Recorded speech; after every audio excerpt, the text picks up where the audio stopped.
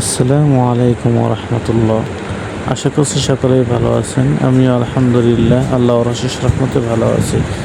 আমি বাংলাদেশ থেকে এসেছি। আমার নাম মি মামুন। আজ আমি আপনাদের সামনে উপস্থাপন করছি তা হলো শিক কাবাব।